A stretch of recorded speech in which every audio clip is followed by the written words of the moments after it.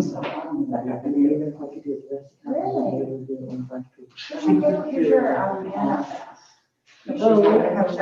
might be doing great. Because I think initially when we had that problem, we had like so much on, like June to like everything died. They wanted to rather, yeah.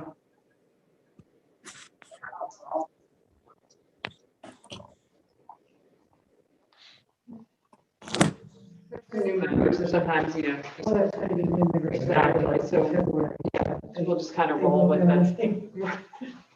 Right. So they'll just. Randy, can you hear us? Thumbs up. Randy, can you hear us? Thumbs up. Yeah, I can hear you. Can you Thank hear you. me? Yes, clear. Bianca? Dave? Lindsay? Bill? Just a thumbs up if you can hear us. Yes. Thank you. That'll be it. Okay. Sophia said hi before. We knew she weren't. She did our first race check. Hello. Ciao. I'm saying goodbye, sorry. It's both ways. Oh, that's what it's like. You good to go? We are good to go, Madam President. Good evening and welcome to the Oakland Borough Council January 19th, 2021 regular meeting in person and online. Please stand for the Pledge of Allegiance. I pledge allegiance To the flag of the United States of America, to the republic for which it stands, one nation, under God, indivisible, with liberty and justice for all. Roll call, please. Mr. Brinkley, Here. Ms. Vaqueros, Here. Ms. Osterhout, Here. Ms. Powers, Here. Ms. Ride, Here. and Borough Council President Friday. Here. At this time, we will hear registered speakers. The one we have registered at the moment is Randy Gall, our Oakmont Borough Treasurer, prepared to give us his report for the fourth quarter of 2020. Randy?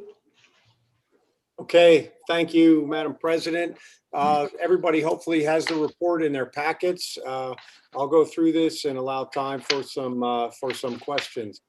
The first table is the cash balance of every fund that we have in the borough. The good news is every fund has a higher cash balance than it did at the beginning of last year. You can see that in total, it's about 833,000. However, that includes some checks that have been issued at the end of last year that haven't cleared yet at the end of December. So all told, in the second table in the equity roll forward summary, our net income and the cash balance basically improved about 754,000 from the beginning of the prior year. That's good news in terms of the borough being on solid footing. And we'll talk about each of the funds as we go forward here. The third table is the fund performance summary for 2020. I think you've seen this as you developed the budget for 2021. I think the borough accountant had gone through this with you several times, but it does show that every fund had a positive net income compared to the budget for the year. And quite frankly, that's mostly due to management of the expenditures and deferred projects that'll be budgeted and are now incorporated into the budget for 2021. So now I'll move on to discussion of each of the funds. Start with a little summary. Overall, the borough is very healthy with more cash they had than at the beginning of the year. We're very fortunate. There's several municipalities across Western Pennsylvania that have not had that success and that have had more significant issues. We were very fortunate in the fact that we've had good financial performance. The revenue was behind in almost every fund, but expenditures were significantly lower than planned, and that really contributed to a favorable net income for each of the funds. And many of the expenditures were a result of delayed projects that are now budgeted in 2021. Real estate taxes and earned income was higher than budget for the year, which was a little bit of a surprise. And there were other revenue shortfalls in smaller funds, mainly because of closures and restrictions in terms of what we were able to do with other areas. And I'll talk about those as we go through the various funds. We did receive a $125,000 grant from Allegheny County. I think it kind of went from the federal to the state and then to the county, and then ended up being 125,000 of that coming to Oakmont as a result of the CARES Act. That was moved into the general fund and then moved out to capital reserve for future activities, which the council can address as they budget going forward. The timing of grants is still a pretty big issue for the borough. We have a lot of grants outstanding, and we need to make sure that as we spend the money that we also apply for reimbursement accordingly. And additionally, there'll be additional stimulus packages coming out within the next few weeks, most likely. So we should follow those closely to make sure that to determine if we're eligible for any additional stimulus money available from the federal government or the state government. So, okay, so the general fund, I'll go through each fund quickly. A lot of them are fairly straightforward, the general fund being our biggest. The revenue was below budget by 71,000, but that's a little misleading. So if you look at the table that I put in here underneath, it really shows if you take the grants out, the general fund actually had a positive revenue to it. So the grants are a function of the CARES Act, obviously, that we got that wasn't budgeted, but also we were short in other grants where we had planned to spend money and get reimbursed. And you can see under the revenue, we did not get reimbursed for a good share of what we had budgeted in some of these other grants. However, we spent some of the money. So it's a timing issue of spending that occurred throughout the year or towards the end of the year, and where we can get reimbursed, we'll get reimbursed in 2021. So you can see we would have actually had even a higher net income if you don't consider the grants in the general fund, to the tune of about $327,000. Now, much of that is because of expenditures that were delayed or for projects that were deferred into the next year as we manage the budget throughout the year. Our current real estate taxes came in higher than planned. That was very positive, as well as our earned income tax. And also our delinquent and prior year tax collection was higher than what we had budgeted. So all told, the revenue was slightly higher in those areas when you don't factor in the grants. Our expenditures in every category except for those listed here, tax collection, engineering, fire, planning and zoning, and shade tree, these were all a little bit over budget, but nothing significant, quite frankly. And tax collection was higher, but we ended up having higher revenue from prior year and from delinquents. So that was actually money well spent. And all the transfers occurred from the general fund to the other funds as planned in the original budget, in addition to the money that was moved to capital reserve that we received as a result of the CARES Act.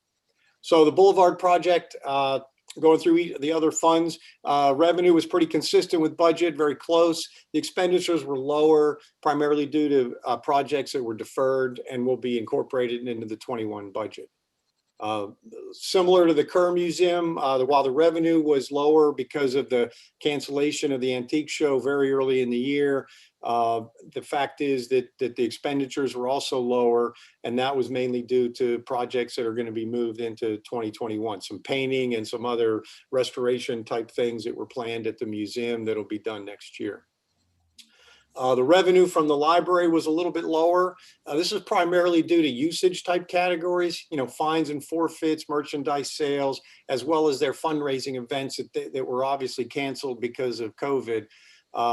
The RAD funding was reduced, but we did receive a grant from the county to offset the loss of that funding, and expenditures were well below, obviously, with the reduced program hours, the shutdown earlier in the year, and then the reduced programming. The way the library is operating now, there was a lot of lower expenditures in the library, so they came in positive as well. The sewer fund was behind budget. Primarily, the revenue was behind, primarily due to less connection tap-in fees. Expenditures were significantly lower. There's some deferred maintenance that didn't get done and other projects that are in 2021, as well as some conservative budgeting. We actually budgeted for 12 months of county hauling, but we only paid 11 because the last invoice was dated 12/31 and paid in January. So I've alerted the accountant so that down the road, when that contract expires, we need to make sure as we go forward that is factored into any budget to be paid in the following year if it goes to 12/31, because I think that contract started on January 1st. There are some big projects in the sewer fund planned. We need to address those in a long-term basis over the next several years. That's something that the council should look at as we continue. Capital Parks, the revenue was mostly from rents and royalties and a small amount of donations. A lot of the revenue generating plans that are small. They were canceled because of the coronavirus. There was very little done on the major construction grants in this particular fund, and these will all be carried over into next year. It's just important that once these grants are worked on, that the match is achieved.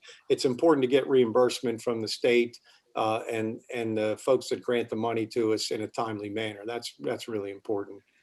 Liquid fuels obviously was paid directly to the contractors during the paving process. And then capital roads is the transfers were done early in the year. The paving project was done. The expenditures are below significantly. There was a lot of storm drain and sinkhole projects that were deferred.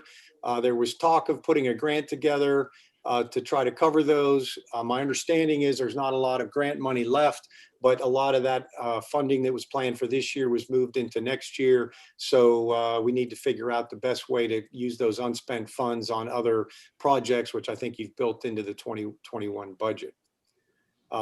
Capital reserve was increased by the $125,000 that was due to a transfer from the general fund as a result of what we got from the CARES Act. So kind of in summary, the borough's in solid financial footing at the end of the year, and they all have increased funds from where they started. Much of this cash is already targeted for projects in 2021. And the remaining favorability from last year was really used to distribute it amongst priorities that you've as council has established for next year. And we should note that early in the year next year, depending upon how things go, we will have to do some partial fund transfers possibly to some of the other funds for working capital because our big tax collection starts in May with the real estate taxes. So it just depends on how these other deferred projects get played out for the rest of the year. Let me finish by saying I've really enjoyed doing this treasury work for this last year, and I'm open to any feedback that you have for things you want different for next year or going forward. If there's anything you'd like to see, anything you're not getting, I'm more than willing to get some feedback from you at some point. Just email me or call me, and I'm happy to adjust to make this more meaningful for you. So that's it. I'm open to questions that you might have. Pretty thorough. I think you were very thorough. There don't seem to be any questions. Thank you, Okay. Randy. Okay, thank you. It's this time in the agenda that we invite comments from the public. If anyone would like to step forward and limit your comments to 3 minutes.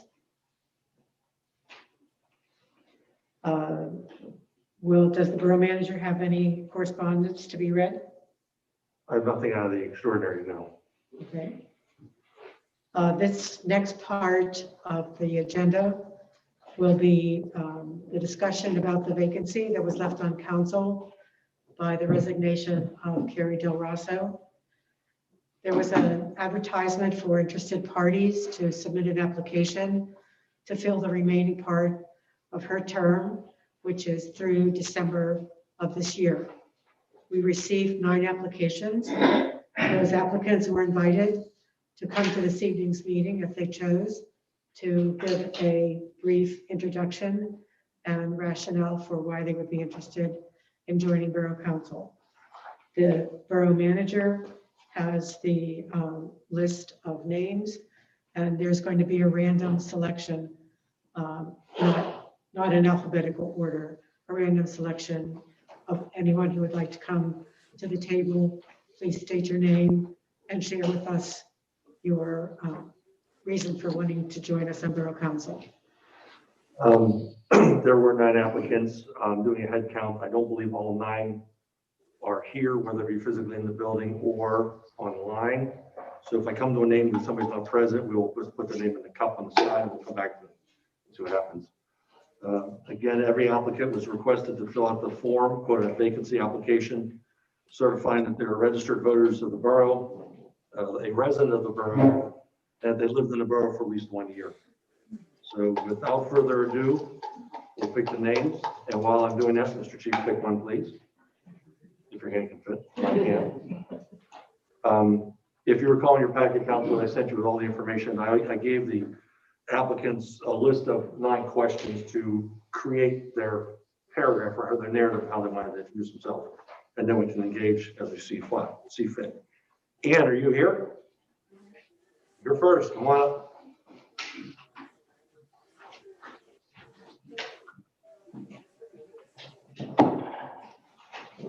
First of all, just thank you for this opportunity. I am, I guess, primarily, I didn't really structure this as a paragraph, I just sort of made it. But my primary interest, well, actually, I should just fill you in. I'm a tax attorney, formerly a law professor, hoping to go back into academia. I am waiting right now to find out if I'm going to be accepted to GISPIA at Pitt to pursue a master's and PhD in public policy. So hopefully that's what I'll be doing a year from now. Right now, this would be my full-time job, aside from any other volunteer work that I'm doing. My primary interest is just public service. I was raised to think that, you know, in any situation you encounter, you should try and leave things better than the way you found them. And this is an opportunity for me to use my skills and experience to contribute to the community and leave it better than, you know, I found it, ideally. So that's my primary purpose. I think this is an amazing opportunity to participate in the 2021 comprehensive plan and sort of create the path that Oakmont is going on for the next 10 years. I would also like to continue with, I know that Representative Del Brasso played a significant role in a lot of the grant applications. And so that's one area that I would like to continue because you know, as a municipality, you have fixed, to a certain extent, fixed finances, although we just found out real estate taxes brought in more than we expected. But finding alternative sources of funding to make sure that we can support our necessary services, but also create, you know, sort of an ideal community for the residents, I think is really important. And I have the sort of research and writing skills that I think would serve that function well. I'm currently, as far as my leadership roles on any other boards, I'm the incoming treasurer for Twin Borough Soccer, so I'll be responsible for their finances, managing their expenses. In that regard, in most of the activities I've engaged in, I tend to sort of play a behind the scenes worker bee kind of role. But I was elected to be the editor-in-chief of the Pittsburgh Tax Review when I was in law school. It's a nonprofit. It's set up as a nonprofit. It's a tax peer-reviewed tax journal. So I was responsible for the staff, the editors, publication process, and managing those finances, fundraising, and also we sort of redrafted all of our procedures, our operating instructions, and our forms during that year that I ran the journal. I was the fundraising coordinator for 1 year at Beth Shalom Early Learning Center in Squirrel Hill when my children went to preschool there.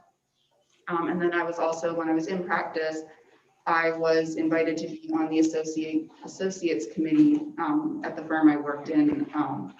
And we were sort of the group that associates, we would listen to the associates, they would bring their concerns to us, and then we would bring those concerns to the partners, and try and work out solutions when there was sort of disagreement or issues between associates and partners, whether specific individuals or just general concerns. I think, as I said in my letter, we moved to Oakmont because it's one of 3, maybe 4 sort of walkable communities, great schools, a downtown commercial area. And so I think the 3 greatest strengths of the borough are the business community, the diversity of the businesses, and how they help create a community atmosphere with the parades that they do and the holiday events and their street festivals and street sales. Like I said, this is one of 3, I would count Sweetly, Mount Lebanon's commercial district, and maybe Aspinwall as other sort of walkable communities with great schools.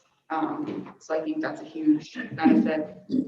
And then the quality of life, the way our community prioritizes healthy living and historic preservation through parks and recreation facilities, library, the Care Museum, and the Historical Society.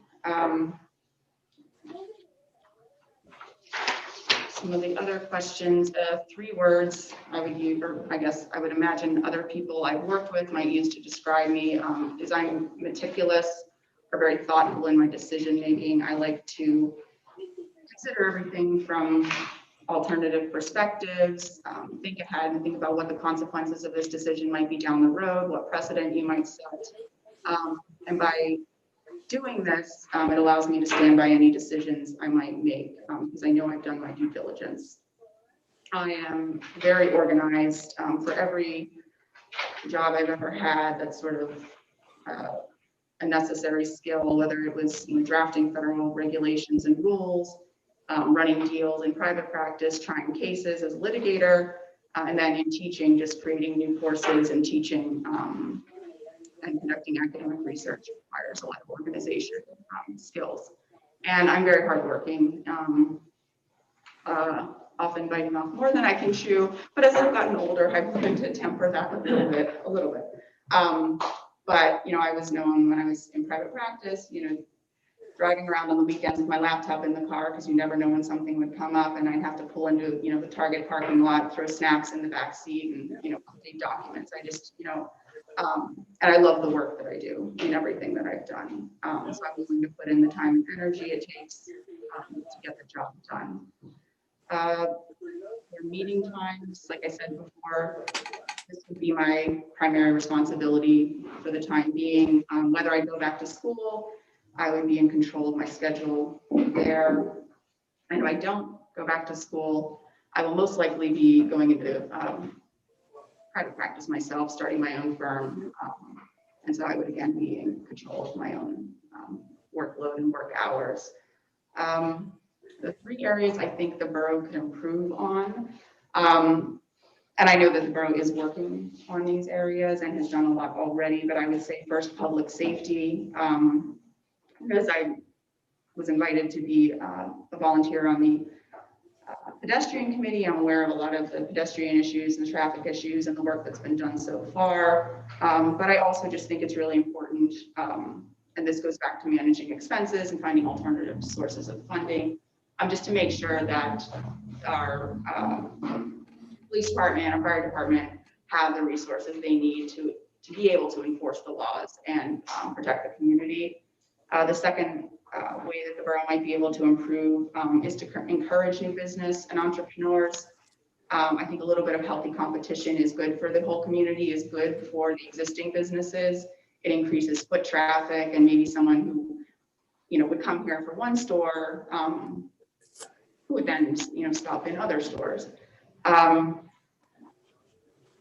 And I think our parks and recreation facilities are wonderful. But I would like to see maybe more done with Falling Springs Run Park. I have some ideas there, both for what could be done as well as funding sources. And if I could change one thing or make one improvement, and that goes to the business community, I would really like to see Oakmont become accredited by Main Street America. I don't know if that's ever been raised in the community before, but Swickley is accredited. Mount Lebanon's commercial district is affiliated.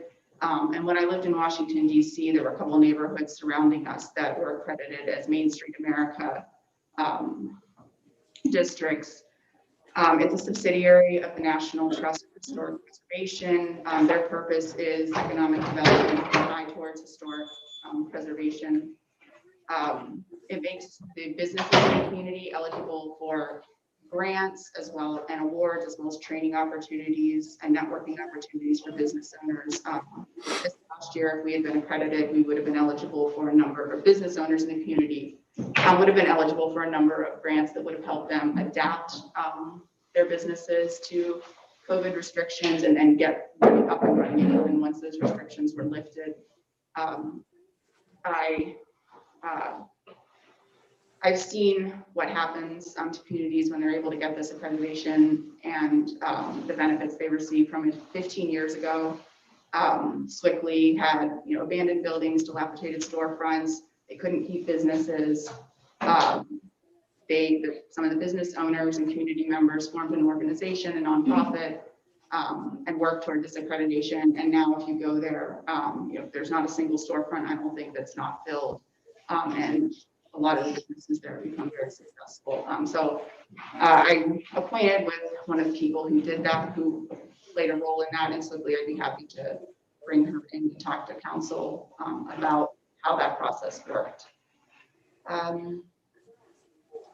The question about rendering difficult decisions, I wasn't sure if that was addressing difficulty in the implementation, just the magnitude of the project and the work that would be involved, or if it was making decisions that people aren't going to be happy with respect to making decisions that people might not like, but that we think are in the best interest of the community.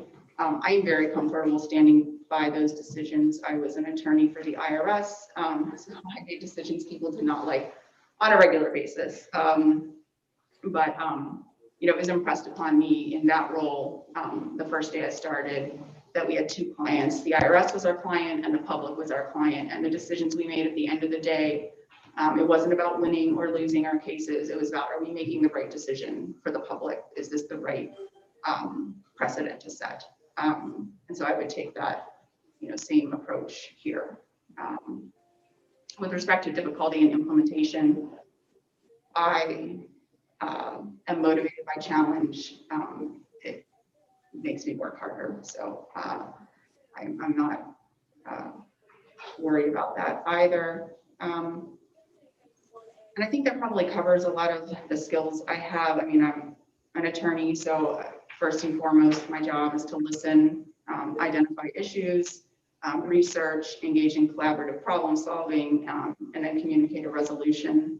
Some of the areas that I've sort of developed a little bit of experience in, I'm familiar with pension issues, pension liabilities. From my work in private practice, I did employee benefits and also taught a course in employee benefits. Working for the IRS, you basically encounter every type of business, from retail, real estate, services, music industry. I mean, anything you can think of. So I'm familiar with a lot of the concerns of various types of businesses already. I also gained a lot of experience with the oil and gas and fracking industry. They come to the IRS for rulings, and I was one of the people who wrote those rulings. So I've become familiar with a lot of their practices and operations, and the impact that that has on communities. And I, in addition to my roles since then, before going to law school, I worked for a custodial bank, doing the back office accounting for mutual funds, private equity partnerships and hedge funds. So I'm familiar with financial statements, cash flows, balance sheets, and debt obligations and things like that. I think that covers everything, and I'm ready to answer any questions if you have any. Are you considering running in the next election For this? for Borough Council? For this Not for this position, but for Borough Council. I have not planned on that. But if I were to get this position, then I would run. Because this one ends December 31st. So my understanding is that if you wanted to keep that position, you would be running in the next election. So that would be my intent. That's not a disqualifier. It's just, I wondered if you were interested. Yes, I mean, if yes. I thought you were extremely thorough in your Sorry, that's answer. sometimes to a fault. I think our intention was, this is a suggested list of questions. You might want to hit one or two. Thank you for addressing all 9. No problem. Very informative. Would you ever consider volunteering at on a different board or committee? Absolutely. Yeah, I actually had thought about that. Yeah, and thinking about maybe submitting an application before COVID and everything just crazy. But yeah, absolutely. That is something I've thought about before. Does anyone have a question? No. No. Thank you very much. Thank you. The way this process is going to work is after this part of the meeting is over, council is going to continue this part of the meeting on the 21st, where we will make a decision on Mrs. Del Rosso's replacement. This evening will give us information that we can reflect on between now and then. So thank you. Thank you. Bigger jar next time. I would suggest- Jill said that's, I think, a wonderful idea. She's listening. Mr. Joe Booth. Hello. Thank you so much for your time and a chance at this opportunity. My name is Joe Lose. I'm probably, if I'm known at all, best known as a cartoonist. I tour over the country performing, or at least I used to, not anymore. I have a syndicated feature that appears in newspapers all over the world, and I have a series of about a dozen best-selling books as well. I thought really the best way to sort of answer all these questions is really just talk about my journey, how I ended up in Oakmont. I actually grew up in North Braddock. As Pittsburgh as you can get. I'm the son of a steelworker. And when I was growing up in Braddock in the 1970s, it was the tail end of Braddock being this sort of vibrant community. And I just have this little memory in the back of my head of there being a hobby store that my dad would take me to when I was a kid, of us being able to walk down to the ice cream shop and get ice cream. And that memory has always been back there. And then it faded as Braddock's sort of glory days faded. When I was 18, we moved to Penn Hills. And I lived in Penn Hills for most of my life. Actually, that's where I lived up until I moved to Oakmont. I moved to Oakmont almost exactly 1 year ago, at the beginning of January last year. So it has been almost exactly 1 year. And the reason I moved to Oakmont is because of those memories of being able to walk to those stores. I had gone through a divorce, and I wanted to have a place that was close to my kids who were still in Penn Hills, but a place that they could visit anytime they wanted. And it turns out they're spending more time with me than they are in Penn Hills because they want to go to the park. They want to play basketball. My daughter, who is 16, met her first boyfriend in Oakmont, and they visit each other all the time. They walk down to that ice cream parlor and everything. So I really love this community. And community has been something that's been always very important to me throughout my entire life. About 15 years ago, I was with the Children's Museum of Pittsburgh as a cartoonist and performer. And in that moment, as I was there, I realized there were a lot of cartoonists in Pittsburgh and a lot of cartoon fans and a lot of kids interested in the cartoon arts. And I decided to start a cartoon museum in Pittsburgh.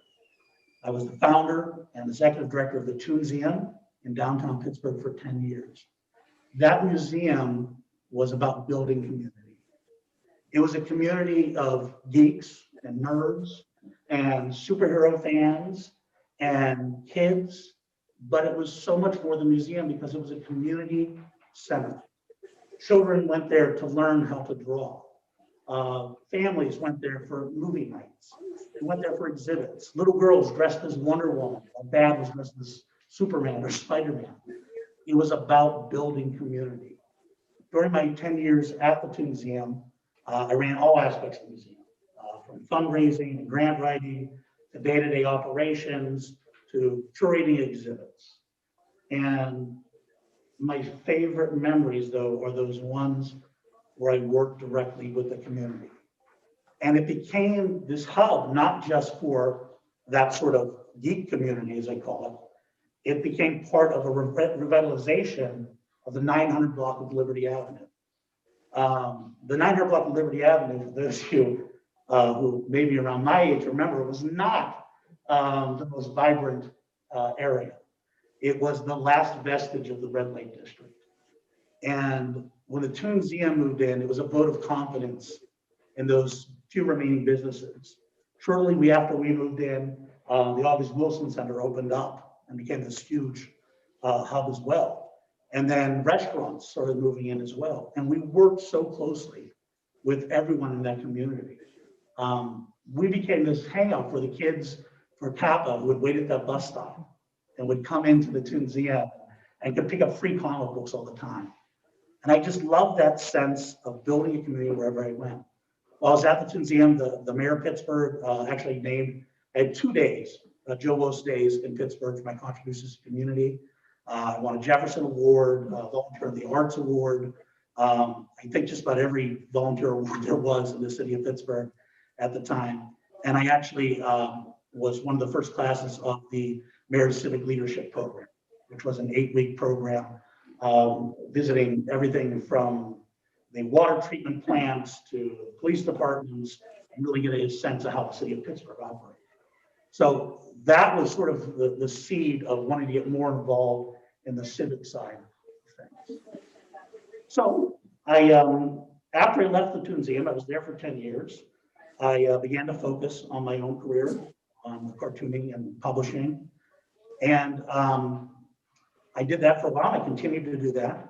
I started touring with Comic-Cons and I ran Wizard World's programming, Wizard World Comic-Cons nationwide. So I ran the programming for about 30 comic conventions nationwide. Again, it's that sense of community. Going into New Orleans or Las Vegas and really becoming this hub for that one weekend of all these people who gather together. So, and it's such a vibrant and diverse community. And I absolutely love that. And over this past year, I began to really miss being involved. I began to miss doing something for a community. So I started just small things. I created the candle shop had a break-in right after I moved here.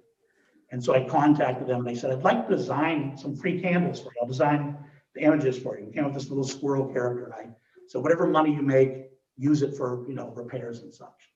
And then I printed up little magnets of that squirrel and I would post them all around town and let people online know, go on a scavenger hunt, find this squirrel. But it was those little things of knowing that there were kids out there going around Oakmont looking for these squirrels. And I became very involved online in the community, which is how I found out about this. So as I began to miss more and more this idea of being involved, when I saw this opportunity come up, I said, this is a way to really get involved and not just be a part of a community, but make a difference and contribute. So that's why I'm here. If I were to say, what are the things that are most important to me in civic leadership, in no particular order, I think what helps build a community are diversity. I think is very important. I think our children and education. I work with a lot of schools. I'm also a teacher at Central Catholic High School. And the arts. And that is actually, if I were to pick the one thing where there's a wonderful opportunity in Oakmont, it would be in the arts. There is a very vibrant arts community here. There are lots of artists working in this region, but Oakmont, there's no art galleries. There's not really an art museum or anything, and there's not a lot of public art, which really surprised me. There's not really an arts festival. There are arts components of the festivals. So that's an area where there's a lot of potential and opportunity. So anyhow, that's sort of who I am, what I love, and why I'm here. I am absolutely happy to answer any questions you have at all about anything, including trivia about superheroes. Are you considering running for Borough Council in this next election? I am, yes. Are you also open to the idea of volunteering to one of the boards and commissions? I absolutely am, yes. Anybody else have any questions? Once COVID's over, there is some art that is done at the library. There are monthly exhibits for local artists. Yes, And yes. so you haven't been here when the library's been open. I haven't, but I did some programming for them Okay. remotely. I gave them permission to use my classes, and then I donated a bunch of sketchbooks and pencils and magnets and stickers to give out to the kids That's during great. COVID. So it will definitely, hopefully, be a part of that for sure. Thank you. All right, thank you very much.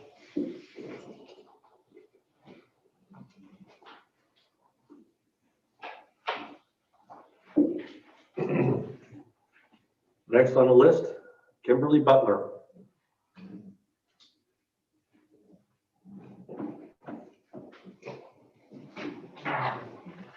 Good evening, everyone. My name is Kimberly Butler, but I do go by Kim Butler.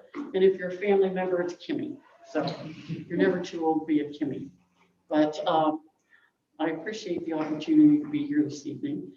I've always been one to volunteer, and I get my grandmother's spirit, I think, because when I was little, she always took me to the church luncheons, and I volunteered then. And ever since, I've been doing that. I like to volunteer and do different things as a volunteer. I think one of the craziest things I did was a Canadian goose roundup in North Park. And it was a group that collected the geese, we put them in pens, and then they were shipped down south. But, and that's, yeah, a good thing if you've been around these geese, they're destructive. But I have been volunteering for a lot of different organizations, as said. I've also been in leadership positions with different nonprofits, such as the American Marketing Association, Pittsburgh chapter, the LaRoche Alumni Association, and recently the Homeowners Association in Oakmont Commons.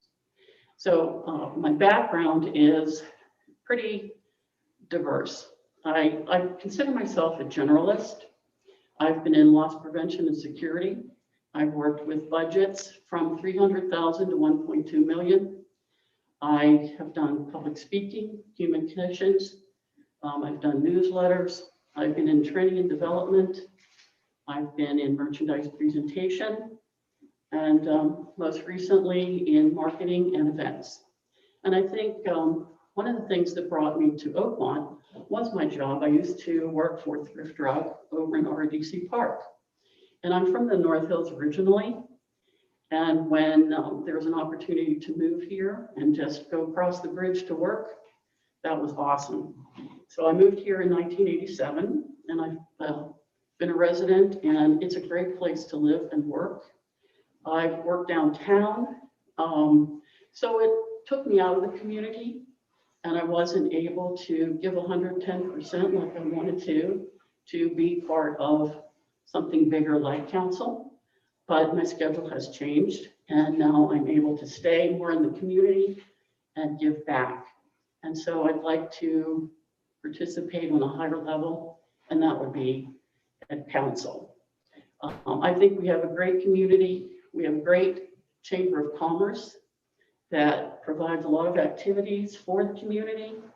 I think we have a great police department. Thank you. It's always good to see the patrol cars.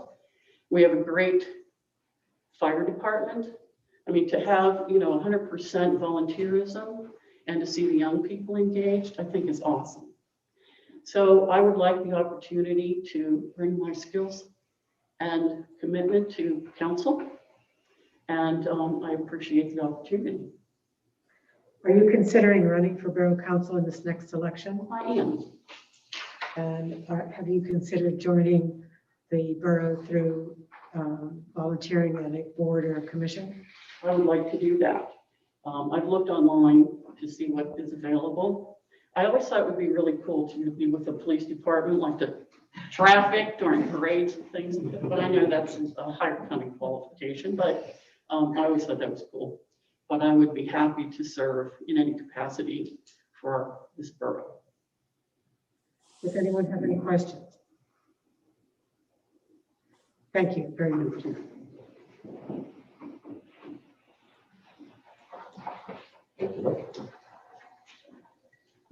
Uh-oh, we're going back. Tracy Holst?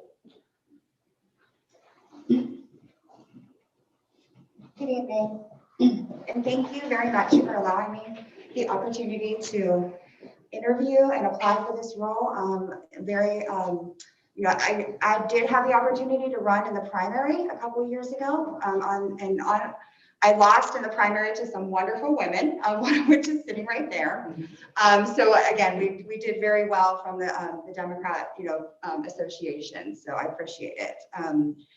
Just to give you a little background, I am a human resources executive. I have been in human resources, I'm going to date myself, for about 17 years. I do have my doctorate in organizational leadership. I have served on a number of different boards. I was on the Pittsburgh Human Resource Association for 8 years. I was part of their executive council.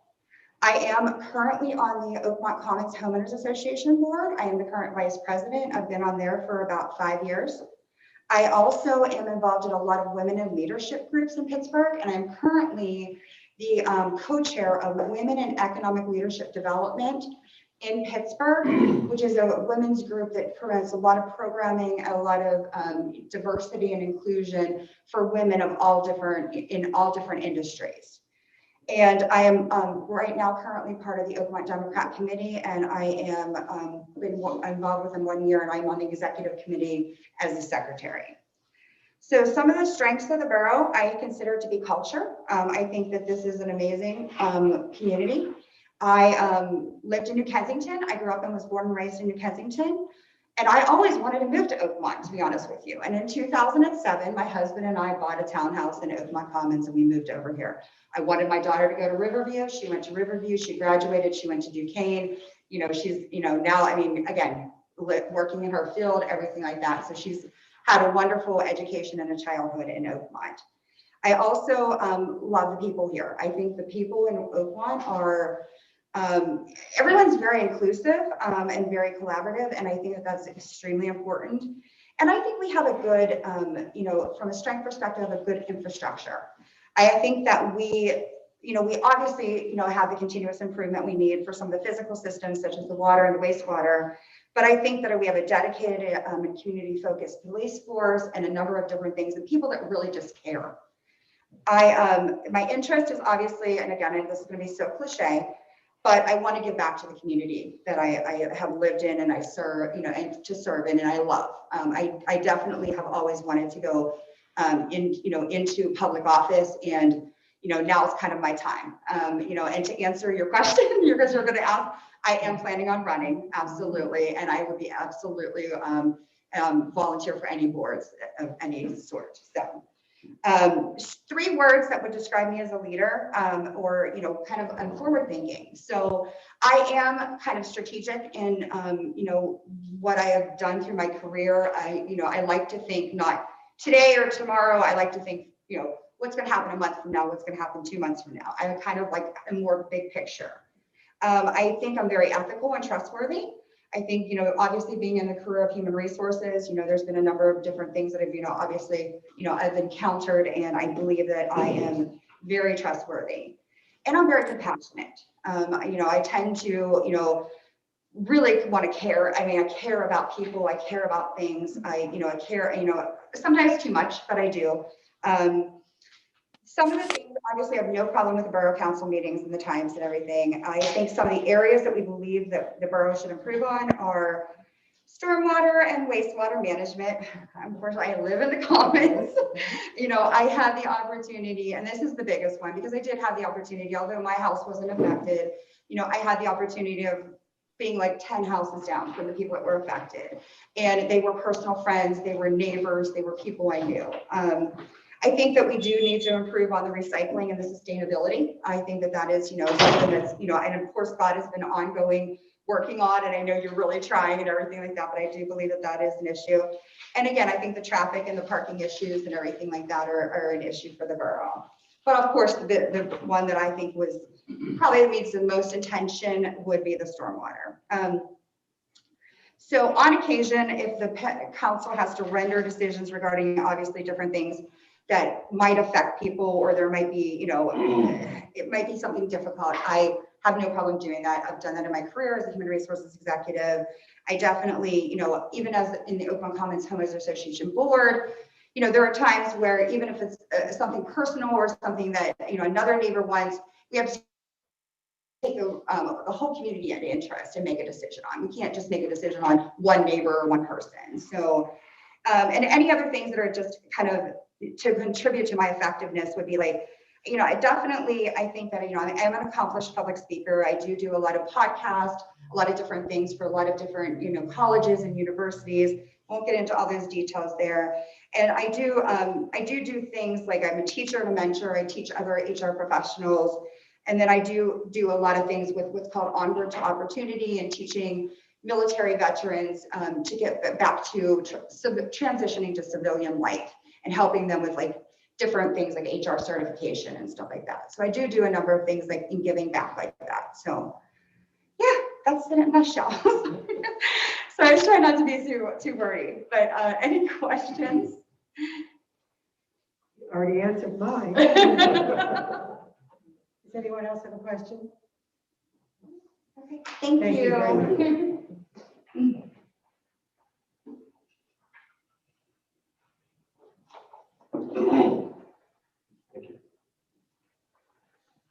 William Langer. Can you hear us, Bill? Yeah, can you hear me? You're good. You're good to go, sir. Okay, my interest in serving on council is primarily as a volunteer and giving back to the community. I would hope to be able to contribute ideas and proposals that would keep Oakmont safe, would keep taxation low, and have a vibrant landscape.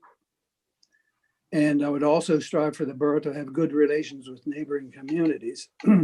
Some of you on council know me pretty well from having spent considerable time together in council chambers over the last few years. And so if you have any questions in particular, I would be happy to answer those. And Madam President, in anticipation of a few questions, yes, I would be willing to run in the upcoming election. I have considered volunteering in the past on the planning commission, but I had a schedule conflict with that. And I forget what your other question was. You pretty much covered it with the election and volunteering on other committees and boards. So are there any specific questions you would like me to address?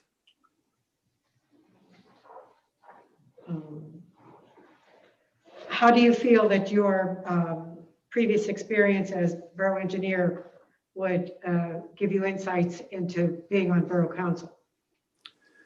Well, I'm glad you asked that question because for 9 years, I was able to attend 4 different municipal meetings and see how other municipalities meet and solve their problems. And although every borough is unique, I think this gives me a good background in the way council members interact and how they utilize their professionals like the borough engineer and the solicitor. And it's always interesting in these meetings to see the way the council members of the governing borough come together and meet and discuss and solve the community problems. and listening to the people that come to the borough councils with concerns. So I think that if I would be selected to borough council, I think this background would stand me in good. Thank you. Does anyone else have a question? Thank you very much. You're welcome.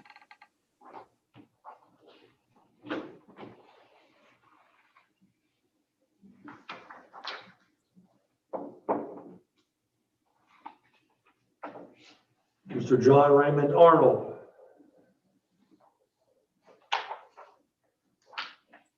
You have to unmute yourself, just so you know.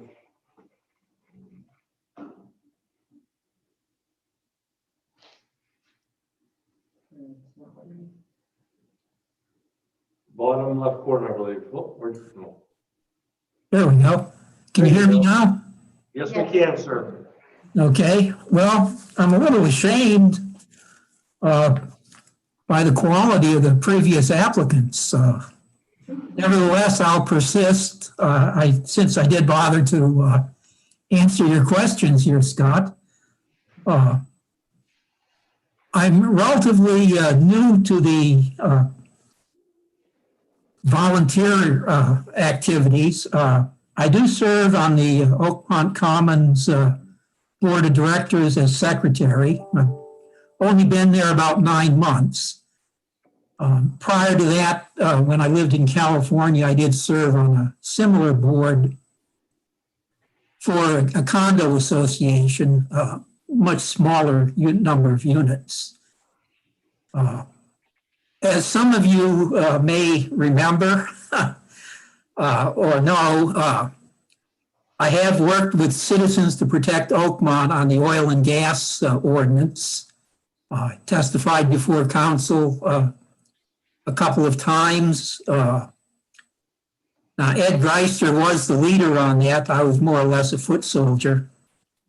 The other thing you may remember is Resolution 10 from Fair Districts, PA. I've been active with them for a while as the Oakmont coordinator. And I thank you again for passing Resolution 10.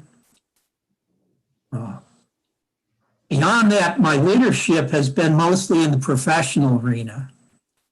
I have quite a strong engineering background and have been in leadership positions as an engineer.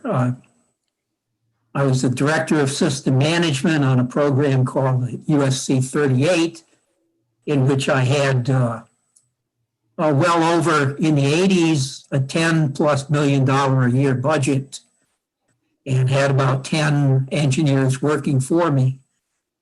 That program was very successful.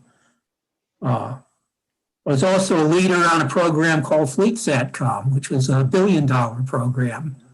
And I was in charge of telemetry and command on that one for the entire run of the program, including a rerun of the program in which I was brought back for certain launch operations. Beyond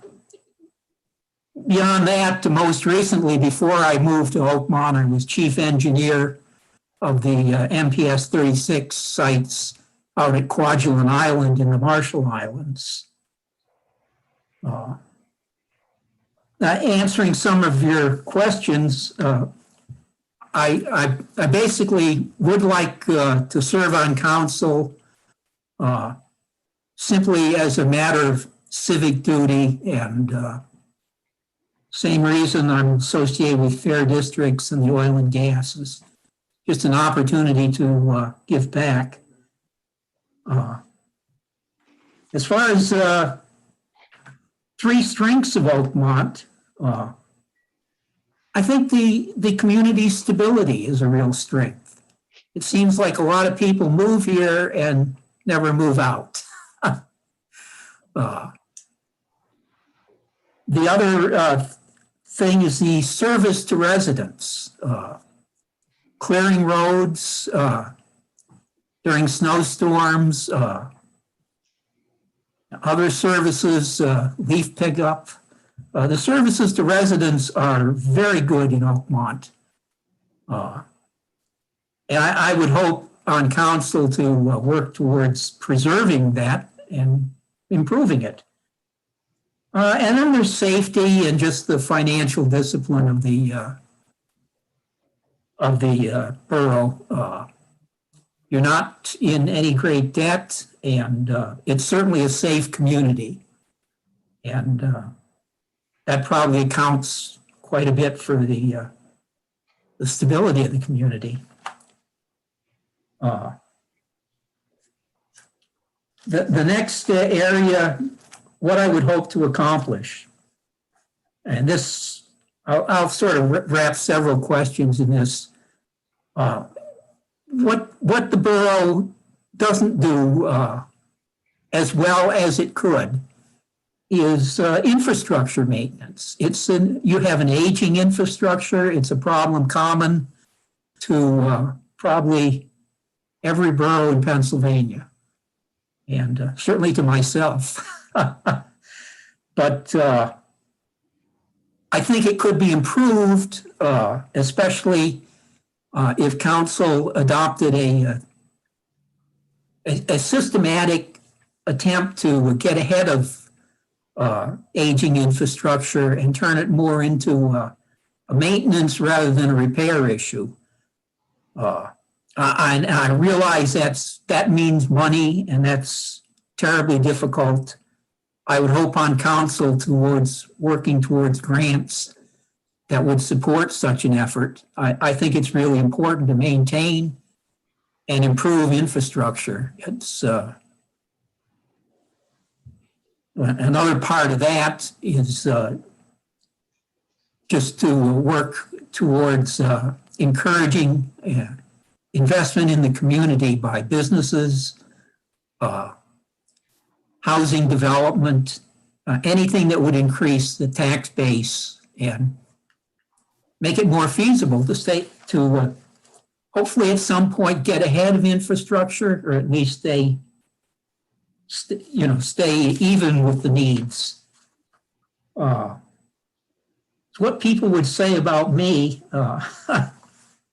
this is of course my saying, what people would say about me. They might say I'm assertive, as I tend to speak my mind, maybe too much. I think people would acknowledge that I'm competent, and I can be a bit tenacious. I'm like a dog with a bone. Once I get a hold of it, I do tend to stay with an effort until it is completed. As far as time on the council, I'm retired now. I can give you 40 hours a week. I can give you more than that. I think I've already talked about what I think the borough could improve on as far as infrastructure. Of course, that was mentioned by a previous applicant, stormwater management, not just in the commons, but also, well, it affects more than the commons. Plum Street, I think you're all aware of the stormwater problems. And road, if you have the money, roads can always be improved. Okay, I'm not saying you're doing a bad job, as a matter of fact, I think you're doing an excellent job with the resources at hand. One thing I could change, well, we've already talked about that, find a way to get ahead of the aging infrastructure of the borough. Beyond that, I can answer a couple of your other questions just ahead of time. I have no intention of running for council. This would be a one-off, and I would hope to accomplish a little something while on the council. But I have no political ambitions, and As far as serving on other boards or in any other capacity that could use my services, I am certainly willing and would appreciate that opportunity. And that's about all I have. Does anyone have any questions? Since you answered mine, I don't have any questions. Thank you very much. No, thank you for the opportunity.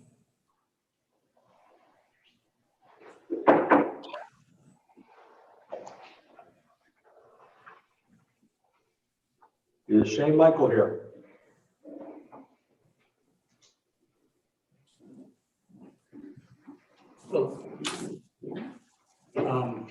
Well, thanks for the opportunity to come out here and talk to you folks about the Borough Council.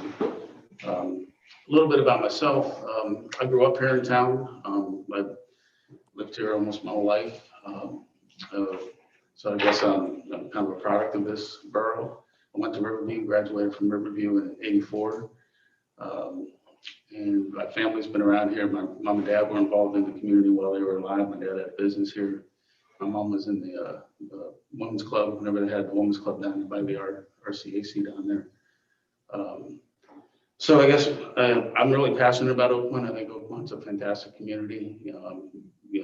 Having grown up here, I've known a lot of different things that have happened throughout the years in the borough, the goods and the bads, and how the borough has changed. And I just feel, it's such a good community. And I think the people in the community really make it a strong community, like all you folks that are here, putting your time to help keep Oakmont be a good community. And it's always, when I was growing up here, it's always been a really strong community as far as the people that are involved in doing things here. And that's what one of the things I like about it is I always think the community is only as strong as the people that are running the community and are involved in the community. And there's a lot of different groups within the community where people get involved and they really seem passionate about the work that they do. And I'm passionate about Oakmont. That's one reason I want to get an opportunity to come talk to you guys about how great Oakmont is and maybe have a shot at getting on the council at least for a little while. Because I'm currently on the library board, and it's the same thing down there. I grew up in that library, spent my whole life going to the library. All the different programs and time we spent in that library. And so I really feel privileged that I had a chance to work on the library board.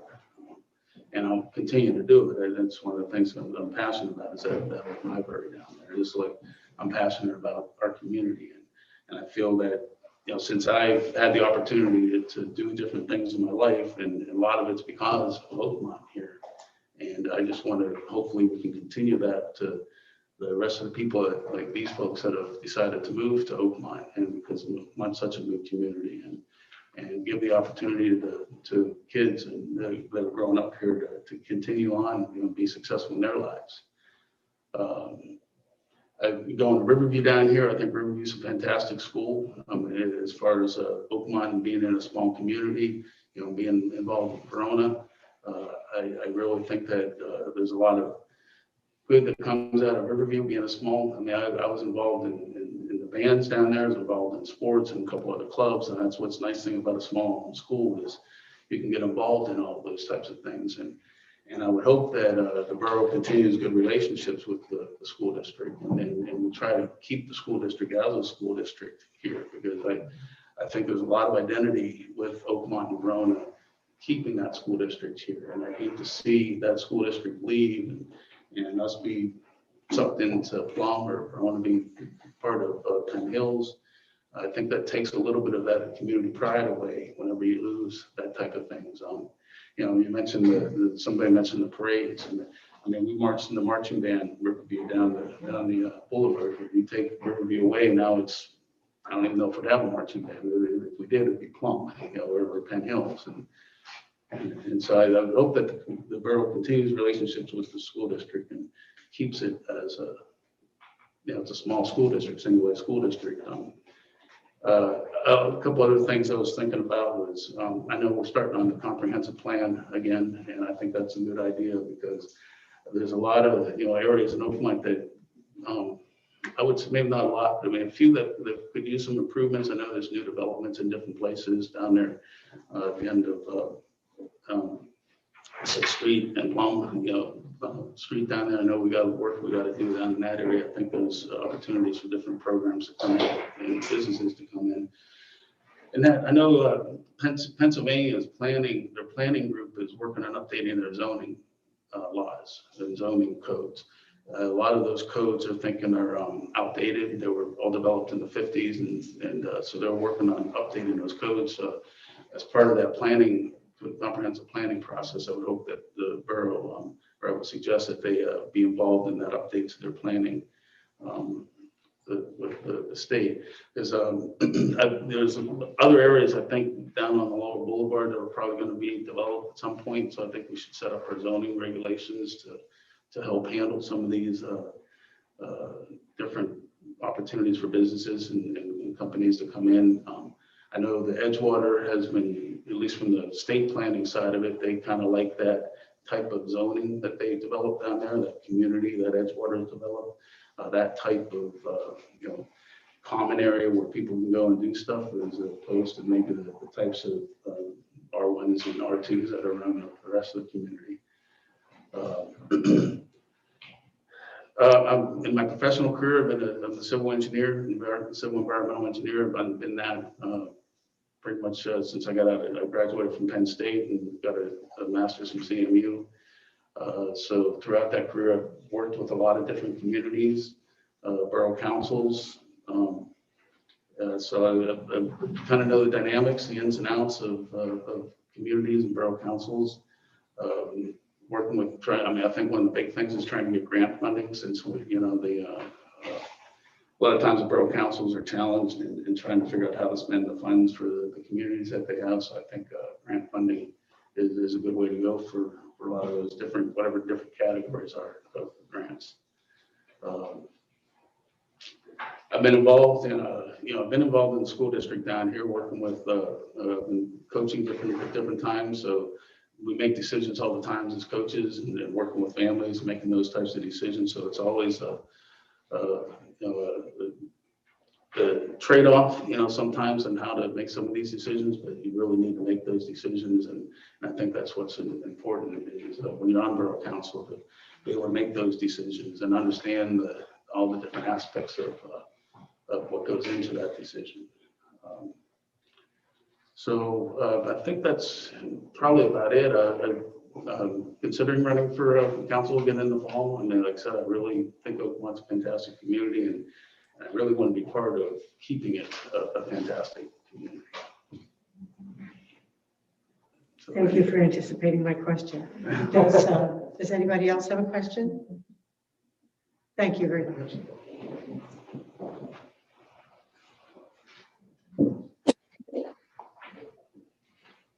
Andrew's not here, is he? I don't see it. I don't see anything. And lastly, Amanda Pagnotta. Hi, everyone. Hi. Right back to people. My name is Amanda Pagnotta. I am, my main name is Badawi. It might be a little bit more recognizable. I grew up in this community. I'm actually a 4th generation Oakmonter. My great-grandparents, the Catanzeros, first settled here. And I mean, if you know, like the running joke is if you know a Joe or a Frank Catanzaro, I'm related to them. It's like my big fat Greek wedding. Everybody has the same name. So I feel like I have a really great grasp on where Oakmont has been, where it is right now, and some ideas about where we can go to really build on a strong foundation, but be what I call responsibly innovative. Like, innovation for the sake of innovation doesn't make sense, but there are some new technologies, new ideas, new infrastructures that perhaps we could implement in order to really continue to better Oakmont. My background is a little bit diverse. I have a bachelor's in education in social studies. I also have a bachelor's of science in political science. I have my master's in administration. I actually worked as a assistant principal for a few years before deciding that being back in the classroom really fit more of my personality type, but also allows me to have the time and flexibility to be the mom that I want to be. So while I know that I'm capable of that position, I just feel like there's nothing that beats being in a classroom. There just isn't. And I teach middle school, so they're like old enough to have intelligent conversations, but young enough that I can still wear a Lady Gaga wig and be accepted. Which I have done. So I find it a benefit working in education because I view my job as being paid to empower.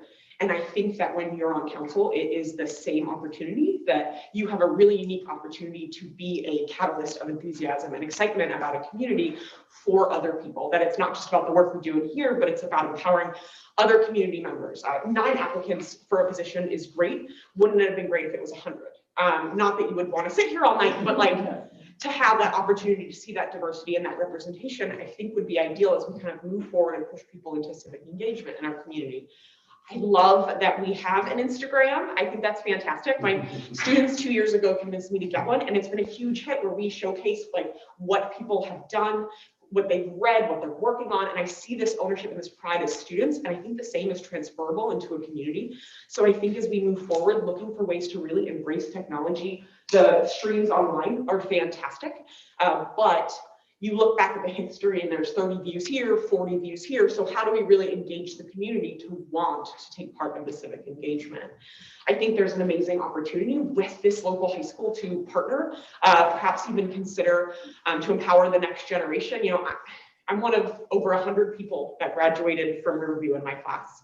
But thanks to social media stalking, I believe I'm like less than 30 that actually stayed or came back to this town. So my wondering is, we all see the charm and the love of Oakmont, but why aren't people necessarily staying, or why aren't they returning after a while? I think that some people do stay here when you're older and you kind of settle into your home, but we don't always see the people growing up in the Riverview School District returning. So my question is why, or how do we get them to feel empowered, to feel a part of this structure?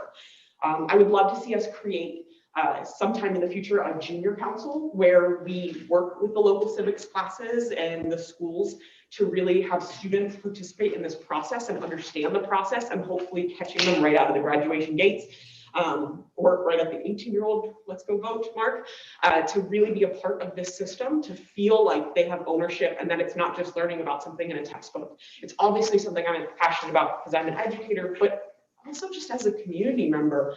It's alarming to see, you know, results from elections, not specifically just here, but results nationwide where you have whole communities where people weren't voting or didn't have access or didn't even know how to register to vote. Along those same lines, it would be amazing for us to be on the forefront of voter education and providing transportation for people to get to and from the polls, even considering opportunities to provide incentives to go vote. You know, show your voter sticker at this location and you know, high five home. Maybe not during COVID, but I think being an educator gives you this amazing opportunity to work on penny pinching budget. I tell my students all the time, I love the opportunity to write for grants. I view it as money writing that pays. And so I've been a part of different committees and different organizations, whether they are classroom grants for small individual classrooms or school-wide grants for school safety, et cetera, to really see ways that you can either stretch your budget or get other organizations to pay, especially for being innovative or eco-friendly. There's a lot of grant money out there that's accessible, especially if you want to be at the forefront of some of those more green initiatives. I believe that we have a duty and responsibility to conserve energy and reduce waste. I'd love to see us partner with other borough councils, you know, being Oakmont Council, but both feeding into the Riverview School District with the Borough Council. I just saw on their, I believe it was their Facebook page that they're starting up a community garden. Could we contribute to that in some way, shape, or form? Or maybe we have like a community compost area. So like we have the materials to be able to contribute. And not that everybody loves the smell of compost, but the kind of idea with how can we contribute to other people's goals and really collaborate with them. Could we create a day of service where instead of paying for somebody to go cut the grass somewhere, we could actually go out and say, hey, you know, like, let's have a lawnmower race at, all right, Riverview Park, and you have this opportunity to be fun, get families together, but also serve the community. local church RCC has done to serve the Borough, and I love that great idea. I think that service is something that could be better embedded into our community. I feel like I saw a lot of it when I was in high school. I was really involved in the Key Club in the high school, but they used to be a lot bigger. It was like a third of the school at one point, and it significantly shrunk over time.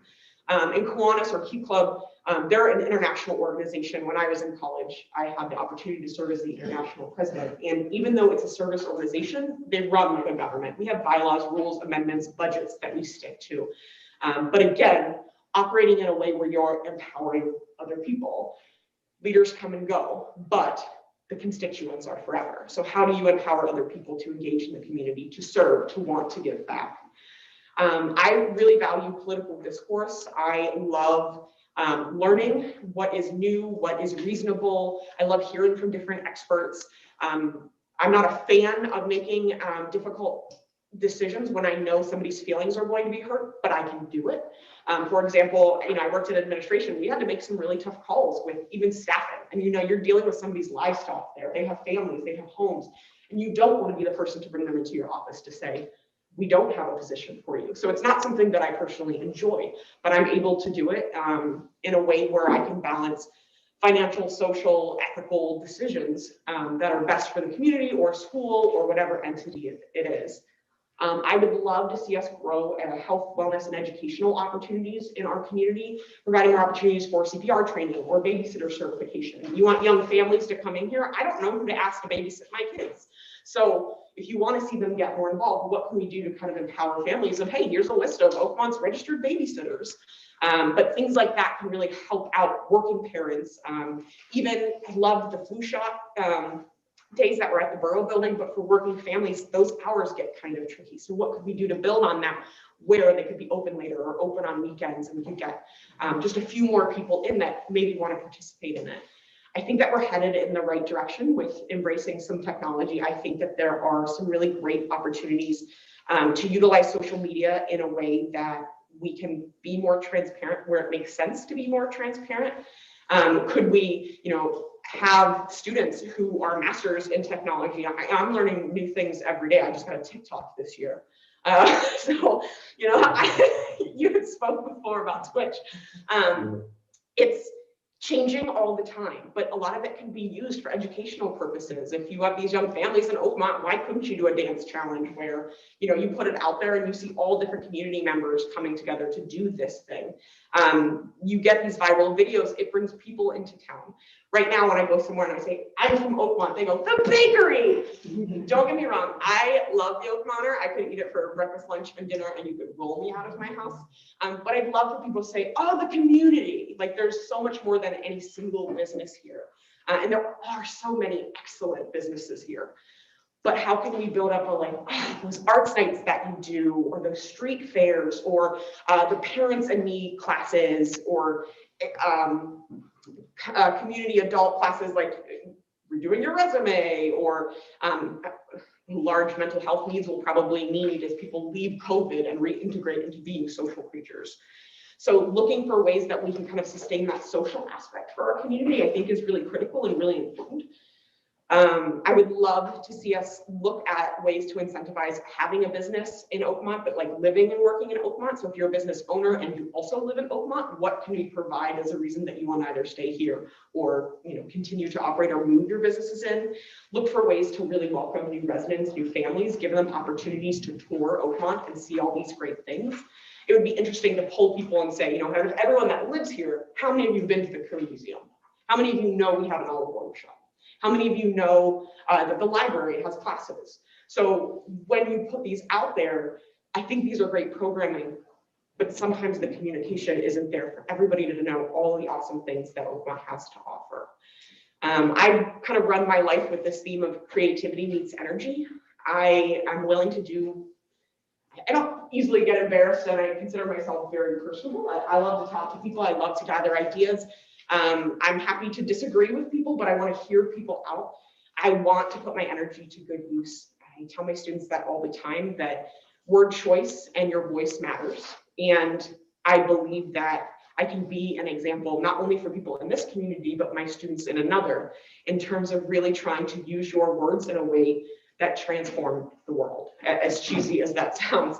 I do teach in a way where I believe that it's important to see all sides of an issue. I tell my students all the time, I don't want you to think like me, I just want you to think.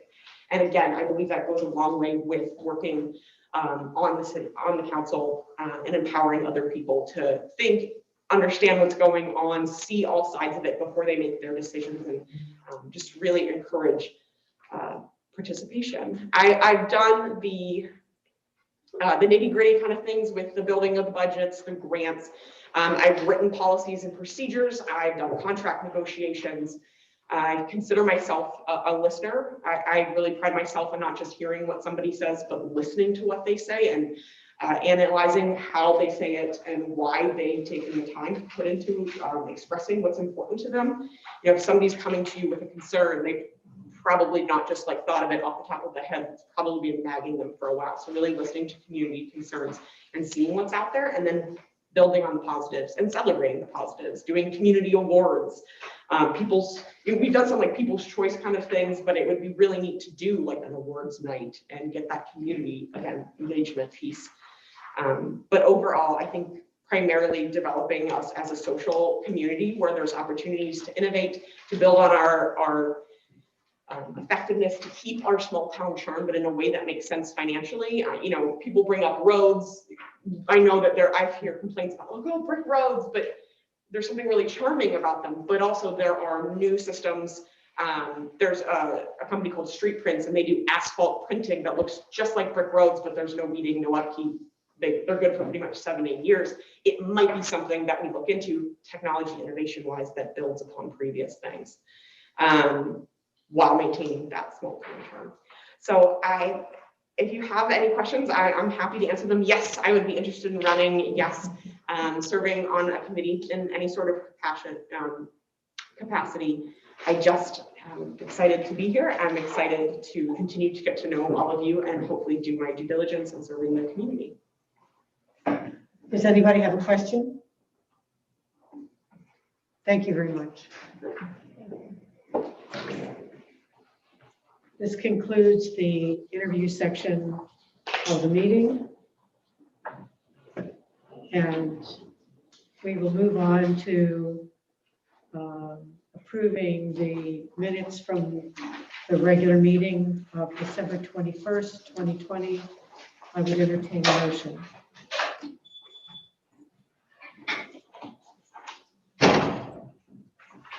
I'll make a motion to approve the minutes. Mrs. Powers has proposed a motion to approve the regular meeting minutes from December 21st, 2020. Is there a second? I'll second that. Mr. Brankley seconded. Is there discussion? Anything that needs attention, correction? Hearing none, all those in favor say aye. Aye. Aye. Opposed? The motion passes 6-0. In your packet, you had the minutes from the work session of January 5th, 2021. Was there anything of importance that caught your attention that we need to revise? Okay, we can move on to discussion items, but I'd like to mention something first to the borough manager. Good. Do you think we should consider moving this here? Because of how much time, or just leave it where it is? Oh, you move it up. Yeah. Move it up if you'd like this one. That is my motion. Okay. Yeah, that's fine. Does Leah have the motion? She. Give me a minute. Okay. I think what we'd like to do is do a slight alteration in the order of this evening's agenda and take the next topic to be D, community development, and discuss the continued review of application 2020-03 of Blunt Place, preliminary and final approval of subdivision plan, PTLD, February 16th, 2021. So what I'd like to do is, excuse me, propose we change the order of the meeting so we can address your issue now. Thank you. Yes. Mr. Cody is getting the motion. So I can read it? Yes. Oh, good. I was just trying to like scroll on down thinking, well, I need okay. Okay, are you okay for me to go now? You're ready to go, yes. Okay. I'd like to make a motion to grant both preliminary and final approval to Oakmont Place Borough Subdivision, application 2020-03, a 12-lot subdivision with lot frontage along Holton Road, tax ID parcel 443-J-288, situated in the R1 residential zoning district as presented to the borough by Cypress Land Partners LLC, Pittsburgh, PA, subject to the following conditions. Do I need to read those? I'd like you to, sorry. Oh, okay. Number one, a modification request to revise the street cross-section detail to reduce the road right-of-way to 50 feet from the required 60-foot width, and the use of asphalt wedge curbing instead of 8-inch deep-set concrete curb is hereby granted. Number two, no permits for site development will be issued by Oakmont until the developer submits the following items. 1, an NPDES PAG2 permit. 2, an approved erosion and sedimentation control plan. 3, a highway occupancy permit issued by the PA Department of Transportation for the new access onto Holton Road. 4, a Department of Environmental Protection planning module is completed with the borough. Number 3, the developer will enter into a developer's agreement with the Borough of Oakmont. 4, the developer will provide a performance bond that 110% of the total proposed cost of public site improvements that will be dedicated to the borough. Total amount of the bond shall be approved by the borough engineer. And 5, the developer will execute an operations and maintenance plan for stormwater management facilities pursuant to section 172-25 of the Borough Code.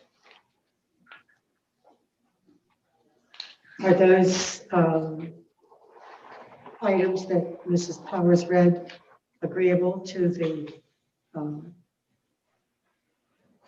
yes? Good evening. My name is Stephen Victor from Victor Wetzel Associates. Also here with Jonathan Kamen, our solicitor. And in regards to the comments that were read, perfect. We're total agreement. That's fine. I think Jonathan would like to make one point though that we do have a second item relating to the vacating of the street. Right, so I didn't know if you wanted that as this motion, or you're going to do a separate motion and schedule a public hearing on it later on in the evening. That will not be part of tonight's motion. I understand that, and I think council understands there are streets that need to be vacated. You have provided me with draft ordinances. I will make sure those are reviewed so we can discuss kind of that vacation process at our next workshop meeting. So it will be lagging a little bit, but that will be moving forward. I just want to make sure it was all still in the works. Yes, it is still there. Yep. Yes. So do you have any questions of us and what our? No questions and no questions on the motion. We're in good shape. Okay. Okay, I will not read. So Mrs. Powers has put forth the motion for Borough to accept a preliminary and final approval of the subdivision plan. We need a second. I'll second. Lindsay Osterhout seconded. Is there any discussion? If I may, Madam President, in your packet sent by email this afternoon, Senate Engineering did do a second review of all the information that was submitted since the last work session meeting, including some additional details on stormwater management. Jay can affirm that Senate Engineering found all the responses to be more than adequate and satisfactory. Obviously, we will look at we will look at PennDOT towards the HOP, the highway access permit related to the rain garden proposed along Holton Road. But from a zoning code, subdivision ordinance code, there was no reason to not grant both preliminary and final approval this evening. Conditions that were listed in the motion. Kate and I are working on a draft of a development agreement for our review and then forwarding to the developer for ultimately their review and execution and moving forward. Jerry, do you have anything additional to add to that? No, you've covered it all, actually. Everything that was in our review, you have covered by the motion. So Senate is satisfied with the Yes. conditions as they've been stated? That's correct. Okay, I think is the discussion over? I have just one quick question, and that was about the Shade Tree Commission, and have you had a chance to communicate with them? And is that something we need to know now in terms of whether these are street trees or maintained by the homeowners He association? did not get back to me on that. I will discuss it with him. I believe we could put a caveat in the paragraph of the development agreement about ownership and preventive maintenance or maintenance outright after the fact. I think we have to. We have no objection either way. We're happy to have them and maintain them and to replace them. You know, we think as a homeowners association, they would want to be able to do that as they needed to be done. But if the Shade Tree Commission has, you know, a strong preference on it, it's not going to make a difference to us. Either way, we're fine. I would hope with, we might consider allowing the homeowners association to maintain the trees in that property and make sure that the understanding is that how the as-built drawings are presented to the borough, that you would maintain the number of trees and maintain the maintenance of those trees. And that would be one less thing that our Shade Tree Commission would have to oversee and fund, but maybe have input if they saw anything that would be of concern. We have no problem with that in the developers agreement, just so you know that it's formalized. There's no problem with that. Okay, thank you. All those in favor say aye. Aye. Those opposed? Those opposed say nay. The motion passes 6-0. Thank you very much. Thank you. And thank you for moving us on. Thank you.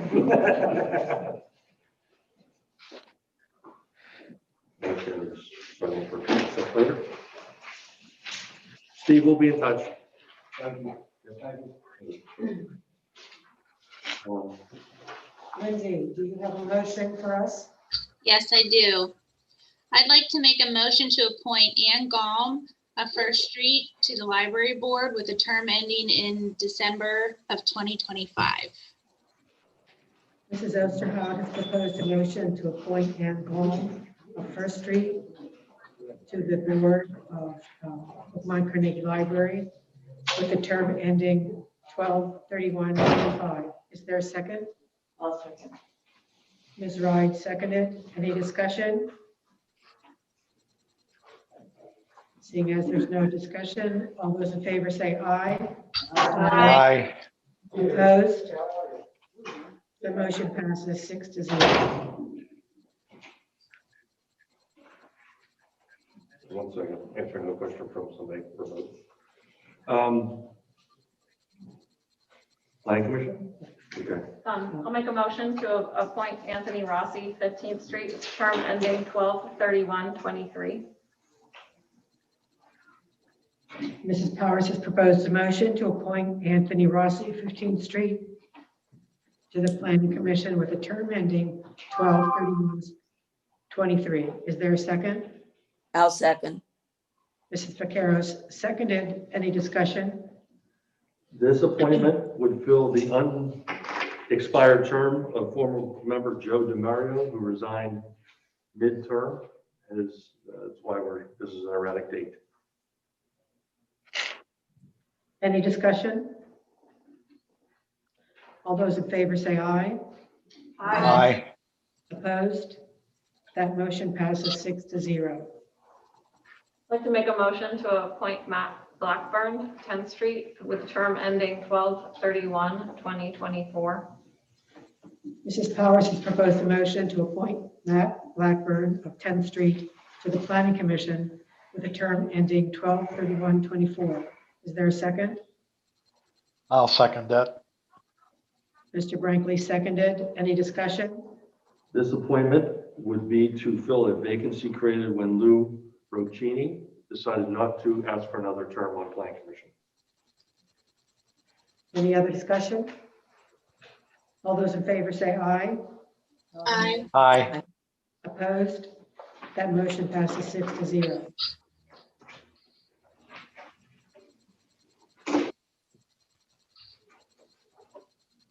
Under item B, administration, in your packet was the latest newsletter from Allegheny County Council with some highlights of the year for your reading pleasure. Item number 2, employee handbook. In your packet also is the latest and greatest and, in my opinion, final version of this go around of the employee handbook. It has a little bit more tenure than I do here at the Borough. And Phyllis is here to make her presentation to council. Good evening, council members that are both here in person and virtually at home. I'm happy to present the updated 2021 version of the employee handbook of the Borough of Oakmont for adoption by council. Changes were made as a reflection of Pennsylvania employment law, and the handbook is intended to be a system of organization and guidance for our borough, its employees, and while providing consistency for borough operations. It has been vetted several times by Madam President, Councilwoman Friday, Councilwoman Rye, Borough Solicitor Kate Dearson, Renee Obrin of our office staff, and by me. I just want to remind everyone that this document is not static, where it will be updated every 2 years by a handbook committee, which will consist of myself, Renee, and the council liaison, council personnel liaison, as well as council president. The borough manager will remain informed to make changes, additions, and deletions as necessary. There are a few changes that did not make the editing deadline, but it will be reflected in the next edition of the handbook. A folder has been opened for editing suggestions moving forward, then for approval and adoption by council. For your convenience, the sections highlighted in yellow are updates or newly added information. And after the handbook adoption, a meeting with department heads will occur to ensure that the information within the handbook is relayed to the department heads so they can inform their staff. The information that was updated is the welcome letter from the borough manager, which is in the front of the book, the forward, the organizational chart, the at-will statement, the probationary period, PTO time changed from PTO to vacation time and personal days. Sexual harassment training information was moved to section 136 under the training header. And an incident form was added to report workplace bullying and workplace violence. In regard to the policy information that is contained in the body of the handbook, that was removed from the body of the handbook, and it is Appendix 2 that is not attached to your current copy that you have right now. I made references to Appendix 2 because we plan to bring the policies in February's council meetings. And that is it for the changes and additions. I have to commend you, Phyllis, on the job that you did. It's been a job that has been in the works for the past 7 years.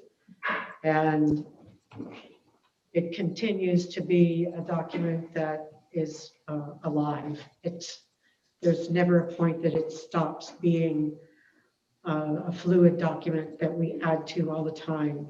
and for you to be able to tonight put a pin in it and allow us to approve it and then start your folder with any additions going forward, I think is a noble job, and I appreciate all the work that you did, and I thank you for that. Thank you, Madam President.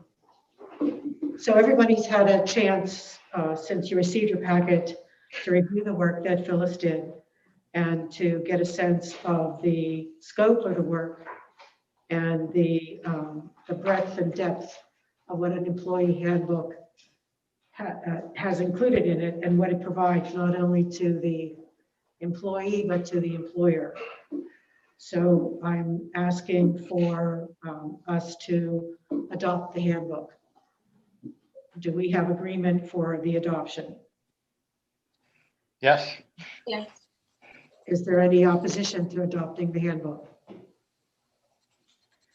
Okay, we have officially adopted the handbook this evening. Congratulations. I thought I'd raise my hand just to see if she fainted or. So next time we're going to see Phyllis is going to be the policy manual, which has also been a document that she has worked on for a long time, trying to collect all of the policies that we have in the borough, review them, eliminate the ones that are no longer pertinent, make sure we have the ones that we're required to have legally, the ones that also demonstrate how we do business in the borough, which includes a policy has a procedure that you follow and practice. And the policy manual is not something that just goes and sits on the shelf, but it also is a document used as reference for how we conduct business. And so it is practice. It's policy that we see in practice that we hold people to because it reflects how we're organized. So we look forward to that next presentation. Thank you. Patty, I'd also like to commend you. This has been such a monumental task. The end result, it always looks lovely and completely manageable now. But you and Lisa Jensen worked on this for so many years together, and then bringing Phyllis in gave a nice set of new eyes. And the borough council members change so frequently. We've gone through a new change of borough manager and our solicitor. And I think these kind of permanent documents are so helpful as the next crews come through, that there is something to turn to for a real history and a guidance for how we go forward. So I would like to commend you too. Thank you.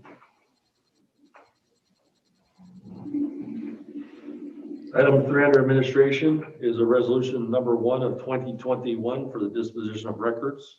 We will be following, of course, the Pennsylvania Municipal Records Manual. I'd like to make a motion to approve resolution 01 of 2021 for the disposition of records as set forth in the Pennsylvania Municipal Records Manual.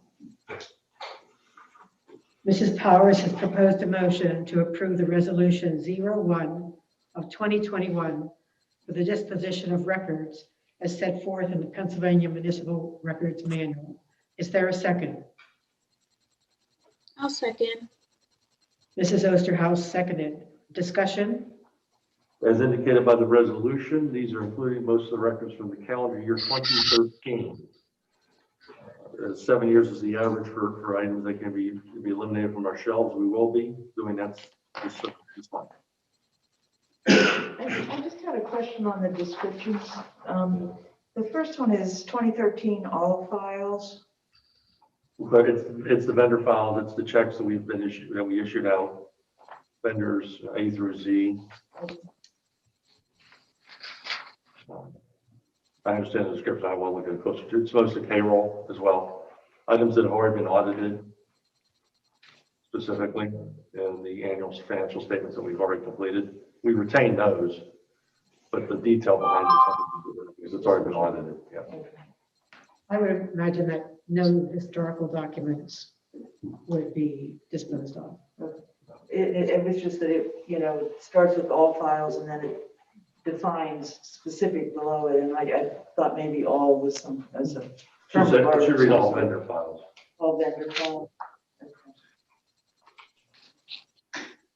Any other discussion? All those in favor say aye. Aye. Aye. Opposed? The motion passes 6-0. Item number 4, we're adding in anything that happened at the previous meeting, whether if a citizen came up to close the circle and things. I did meet with Mr. Stock for probably about an hour in my office after the last work session meeting. If you recall, he specifically talked about Plum Creek and his residence across the street from right across Fountain Bridge. I reiterated with him that, that we had started really essentially upstream at the pump at the Penn Hills sewer plant and working our way down with creek rehabilitation. It is our goal eventually over period of time to work our way down to the Allegheny River.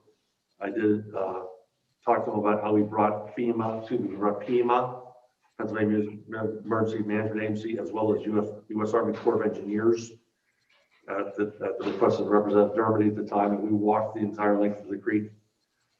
While they realized we have challenges ahead, they were not willing to throw money at us just yet. The Corps is very limited on what they can do, mostly the channel of the river itself and not tributaries.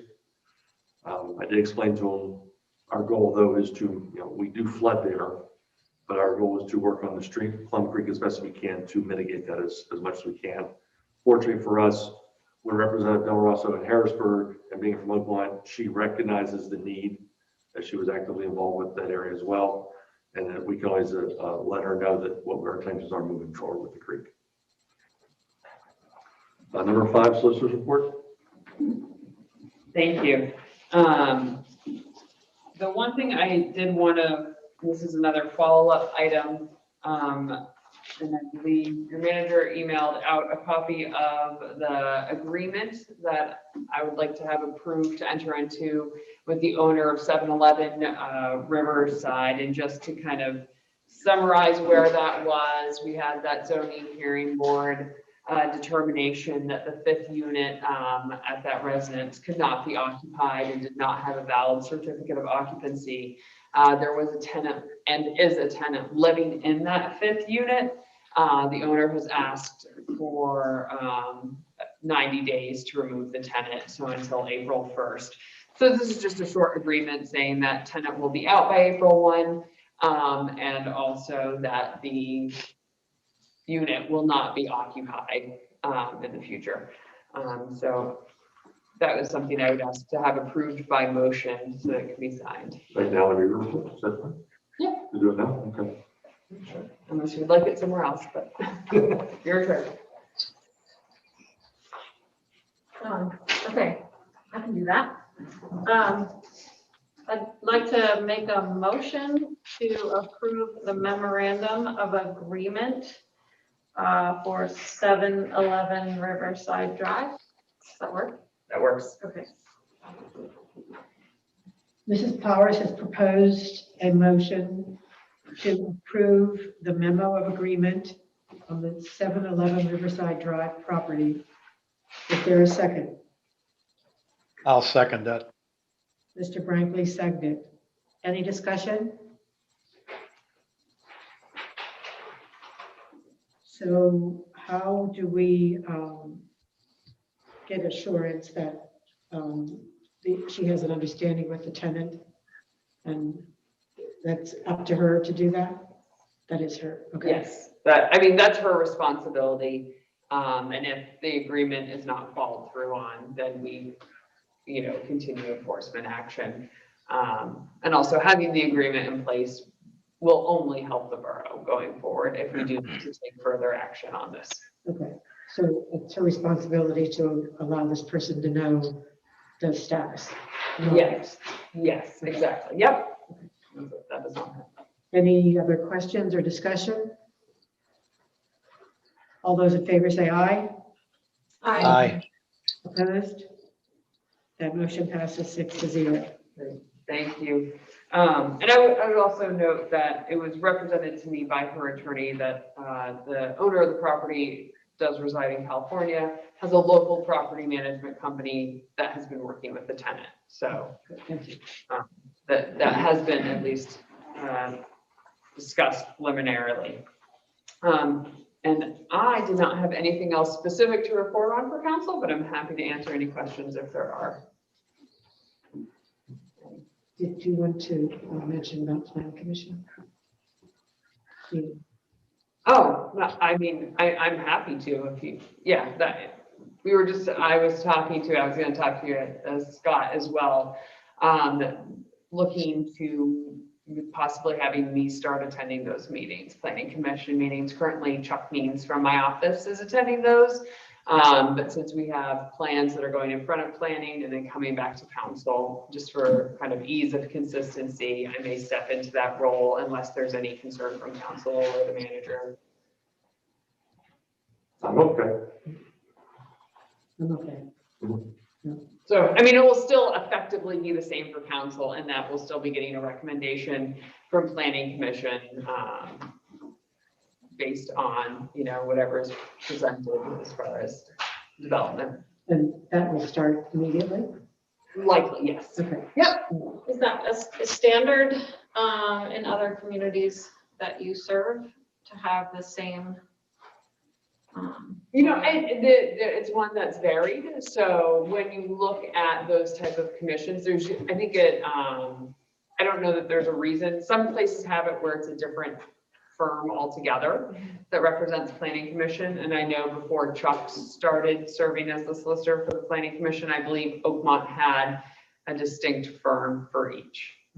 That's my understanding.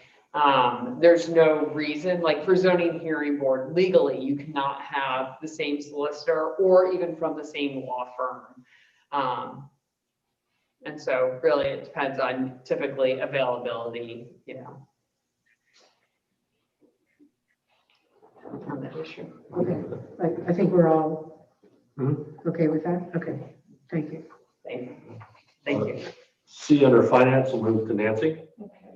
I'd like to make a motion to approve the warrant list for December 2021 in the amount of $384,870.81. Mr. Wright has proposed a motion to approve the warrant list for December in the amount of $384,870.81. Is there a second? Second. Mrs. Powers seconded. Any discussion? Seeing as there's no discussion, all those in favor say aye.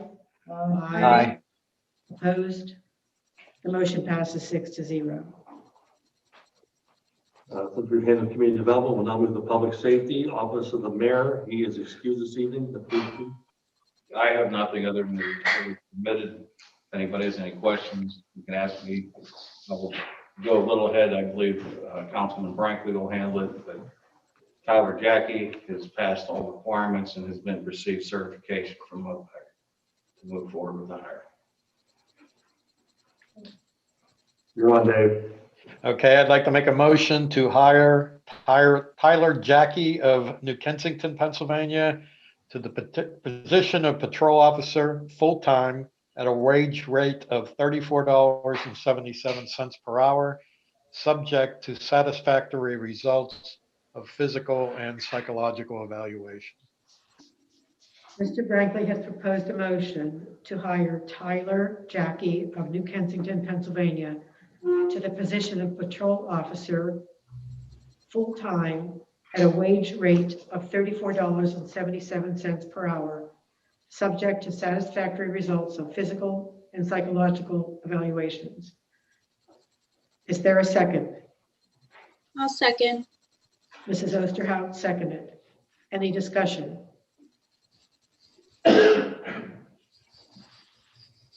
Seeing as there's no discussion, all those in favor say aye.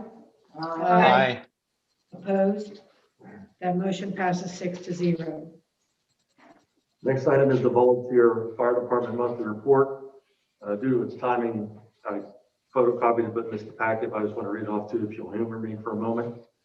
Oakland Volunteer Fire Department for the calendar year 2020 responded to 260 calls. For the month of December, the following occurred: 1 water flow alarm, 1 vehicle crash into a house, 1 vehicle crash rollover, 1 boat or river rescue, 11 fire alarms, keep on in the back of your mind, 2 residential fires, 1 vehicle crash into a structure, and 3 commercial fires which involved a kitchen or stove. Hopefully next month we'll work on their timing and we'll get the packet together at the same time. It'll be included as part of the police department report. That's all I have under fire department. Under public works, engineer report, Jay. Thank you, Manager. Senate is currently preparing bid documents for the following projects: the 2021 paving project, which we finalized the list of streets to be paved. The line striping project, which we're sizing it down to the budget. It'll be work done on Alligator River Boulevard for this year. Also, the 7th Street sinkhole project at the wall at the end of 7th Street. And the sanitary sewer televising project of the Plum Creek Interceptor, sanitary sewer interceptor.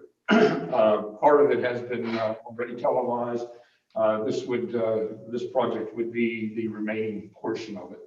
So we can assess the condition of the pipes and then put a lining project, repair project for that interceptor out hopefully this year, later this year. And that's pretty much all that I have at this time. I'd like to bring up again the request when designing the striping for Allegheny River Boulevard between Maryland and Pennsylvania. Is the section specifically in front of Ace Hardware and Panera, that consultation be made with the police chief, who has some ideas as far as how he'd like the traffic and the parking to work in that area, which is different than it is right now. Okay. We've, President Friday, I already spoke to Amber, we laid it out. Okay. And I spoke to her. The parking spaces. Parking spaces. Yes, those were included in the package, the current package as we're laying it out. And I'm sure you took into consideration, but rather than assume, I'm going to ask, were you aware of the size of the trailer trucks that go into Ace Hardware and the turning radius that they need to have to get from Pennsylvania into that? Into the facility. Yes. Mm-hmm. Okay. How many parking spaces were you able to? I believe we're going to be able to get 3.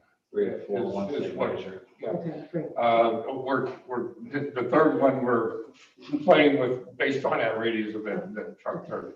But at least 2, right? At least 2. The third one, I'm pretty sure it's going to work. And will that eliminate the right-hand turning lane? No, we're going to try to fit it in so that turning lane can remain. Okay. Do you have a strong feeling about that?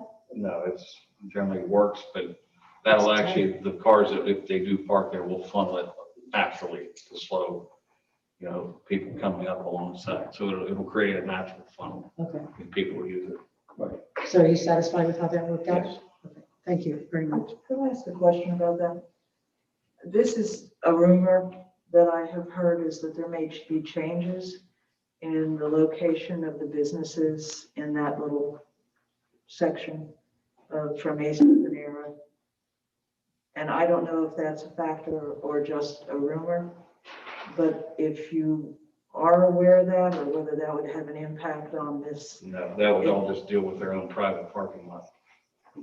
Okay, so that, like, if Ace Hardware were moved to a different location, it wouldn't change what you're, still in the same development. It wouldn't change the It block. wouldn't would change just- what you're doing. That would be all in there. Because what I heard could totally have just been some rumor, but I just, The only thing that would change that is they ended up putting in a plan to move driveways. okay. Because we're using existing driveways now. Okay, you might just want to follow up and If see if there's If it's the any. post office to move Harassment mailboxes, to we it. can get one more. Okay. What? Say that again? The mailboxes they had placed down there Yes. to add additional, we can't put parking right in front of them. And there's really only 2 spots there, so we can't put anything right there, so it has to be moved down. The extra mailboxes that are down there took away some of the parking. And how did the post office determine to place those? They've been there for a long time. I have no idea. They've been there for at least 5 years now, I think. Is that something worth investigating with the post office to relocate them? Personally, no, I don't think we need to. Because you can look at it, but there's enough empty parking on the opposite side of the street daily that I don't think will run out currently. Okay. But you could, if we do, it would be maybe 2 more spaces. I didn't measure that. Did you measure by the mailboxes? No, I did not. I could take a look at that and see. But we probably only pick up 1 space because the mailboxes are between 2 driveways. Right. So we There's parking not a there. lot of room there, and that may. Create a blind spot for people. Right, exactly. Okay, all right, we'll just leave it as it is then. Thank you. Anything else, Jay? Good, that's all I have. Under Plum Creek project updates, we are still waiting to hear word back from the state on our grant application. Kate, you and I talked this week offline. I do have a drawing. I can go visit the property owners behind the commons and going up on the hill, talking about easements and how I will approach that with those property owners. Okay, at least we have something laid out. Yes, I think that makes a lot of sense. Did want to give council and the public an update on the 2020 glass recycling events. As you recall back when the contract was first proposed, the industry was taking glass out of the curbside recycling. So to respond to it, and thanks to COVID, it's got us off to a late start. We did 3 collections this past year, and Phyllis efforted all the scheduling and the locations and coordinating with the county to replace bins as they fill. Want to let you know that over the 3 periods of time in 2020, we collected 7.59 tons of glass. For not only wine bottles, no, I kid. COVID related probably. Very successful. We've already identified 3 collections, 1 in April, 1 in August, 1 in December. We'll put that on our website. As we get closer to that period of time, we'll do blasts and text alerts, Instagram, and everything that we can think of to get the word out. Thank you for coordinating that. That was one of the easier things we worked with in waste collection. Before you move from that section. Sure. What is the status of the work that was done at Plum Creek that our engineer was gonna go review and, I sent Bankston a letter covering all the topics of concern. They tried calling me Friday afternoon, we were making the packet, and I said, I'm not available right now, but you should probably answer me in writing. The final review punch list was submitted late Friday. I've not even looked at it yet. I'm waiting to see what their written response is. But we identified all of our specific concerns, namely, they put stone where we really didn't want the stone. They never went across the stream to do the stone where it should have been. I'm even questioning the amount of the amount of gravel bar that was removed, as we identified with Senate when we did our walkthrough. I did identify that not only did I tour the site, but that Senate was directed by council to tour the site as well, to let them know that the second engineering firm was looking at it, and I'm waiting to hear a response back. Again, he called me Friday at 3 o'clock, and we were busy doing all this. So I'll wait to hear back from them. Okay. When I do hear, I'll forward you all a copy of the response. Thank you. Under Parks and Recreation, in a separate packet, a memorandum prepared by Jill Springer in the office. 2 items of this memo. One is considering adding to our fee schedule. We updated the provision for half-day pavilion rentals. She identifies specifically some certain times, whether during the week or weekends, that they don't want the full day rate. They only need it for a few hours during the day. We want to accommodate that need in the borough, and we're looking at adjusting our fee schedule accordingly. The second item is the permission of drinking alcohol at the pavilions for family rentals and stuff like that. I have sent a copy to Parks and Rec Board for review. I believe Mr. Lascola did comment that they reviewed it once before. They're going to check out their notes and get back to us for that. It is not uncommon for alcohol at pavilion rentals and other municipalities. We don't have to follow the leader. or be a leader in this one, but it's something I do want to have them discuss. We did have one event this year. It was possible that they allowed a one-time use for rental for a graduation party at Creekside. But other than that, that's really been the only time we've been asked. Again, when that time comes, we'll bring that up for further discussion. When is that time going to be? Probably even for the February workshop. Okay. Well, the rentals is easy. The rental part is easy. That's just, we're creating a fee structure that meets a demand for pavilion use. It's the policy about alcohol consumption at pavilion rentals. I've been in touch with the mayor, and we are pretty firmly of the belief, unless you can convince us otherwise, that there's no good reason to add alcohol to that park. Understood. No, I'm indifferent to both. I'm just open it for discussion when I have more information. Fine. Thanks. Madam President, that's all I have.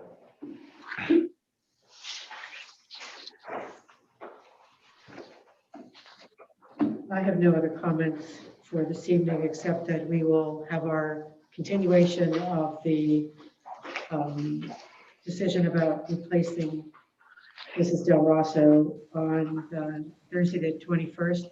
The meeting will continue at 7 o'clock. Mrs. Powers? Nothing, except just to say that that is, just like this, a public meeting, so of course, feel free to attend Or watch. or watch. Ms. Wright? The only thing, we gave you a slightly different version of this that shows the cash we started with and what's happening in our capital reserve accounts. So I would just take the end of the version you received a week or two ago, throw away the last 20 pages and replace it. This, I think, will be easier to work with and give you more information. Thank you. Mrs. DeCarolis? I think there's nothing at this time. Thank you. Mrs. Esterhaus? I just wanted to, oh, sorry, Sophia. Okay. I just wanted to thank everyone. Mrs. Vaqueros, did you have something? No, fine. Okay, thank you. Okay. Sorry. Mrs. Osterhout.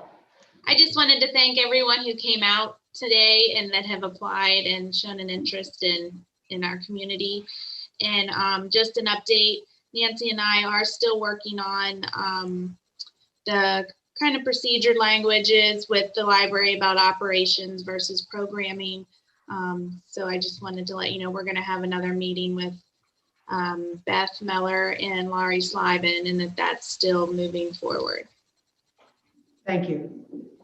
Mr. Brankley? Hey, Scott, do we have any sense of a time for when we're going to be dealing with the actuarial assumptions? No, but I'll get back to you on that. I know we received correspondence this week from our pension manager that the paperwork that we're starting to send them, that they have it, they're starting to do the work. I can certainly get a schedule from Gabrielle herself. I'll let you know. Okay, thank you. This is the time in the agenda that we invite comments from the public. Anyone here to make a comment, please come forward, state your name and address, and limit your comments to 3 minutes. There doesn't seem to be any comments from the public this evening, so I would take a motion to adjourn the meeting. I'll move that we adjourn. Ms. Ride has proposed the motion to adjourn the meeting. Is there a second? Second. Mrs. Vaquero seconded. The meeting is adjourned to executive session. Thank you for coming. Good night. 9:15, Bianca.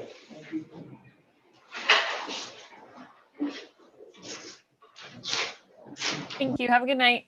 Good night. What was that?